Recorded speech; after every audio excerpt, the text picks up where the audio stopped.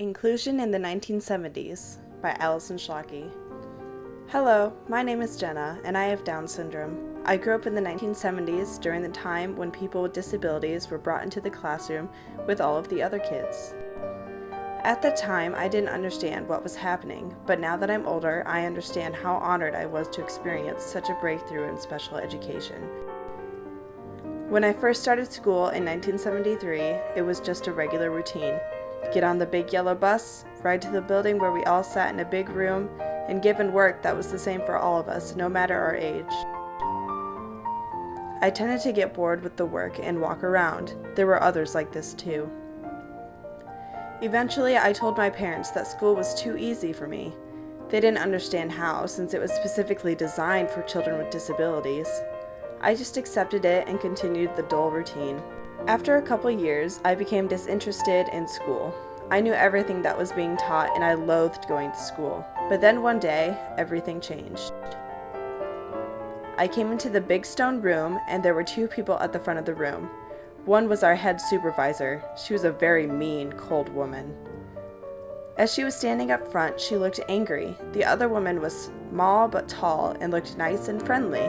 She spoke first, telling us about the Individuals with Disability Education Act that was passed by Congress recently. None of us understood what that meant, but continued to listen. She told us that we would be trying something different instead of staying in this large room. We are all going to start visiting the public school for the majority of the day. I still remember the gasps and the curious mumbles I heard erupt from all of the teachers. I still didn't get what the big deal was. I went to the public school all the time to pick up my younger brother. She led us out onto the bus, and it seemed like the poor woman couldn't stop smiling. As we followed her gleaming face, she took us into the school. It was at least 5 times bigger than our little bricked building. She split us into our age groups and took us one by one to a classroom. We were all apprehensive of entering, but once we were in, it was fantastic.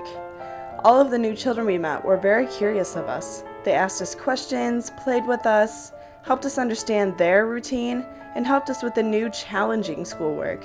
It was all so exciting.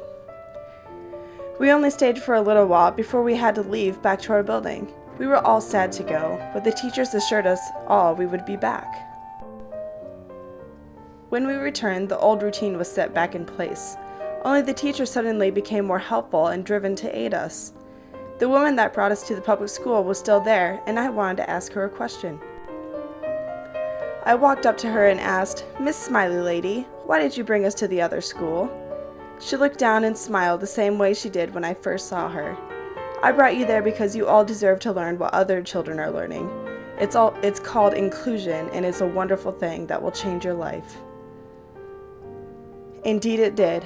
After that small, inspiring conversation, I was motivated to continue sharing this gift. Inclusion gave me the chance to be who I am today, a strong, independent woman with an insignificant disability. The end.